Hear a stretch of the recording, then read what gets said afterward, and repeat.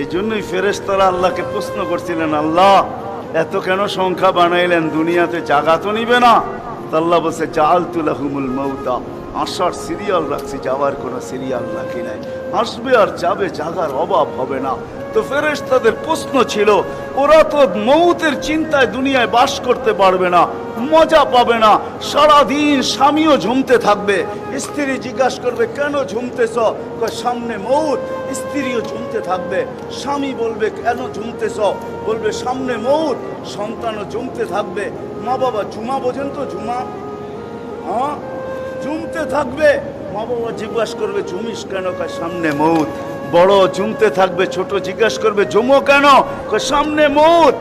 বড় ছোট ঝুমতে থাকবে, বড় জিজ্ঞাসা করবে, ঝুমো কেন? বলে সামনে মৌত। সবাই মৌত মৌত বলে চিৎকার দিবে, দুনিয়ার মজা তো পাবে না, পাঠায় লাভ কি? এই জন্যই ফেরেশতা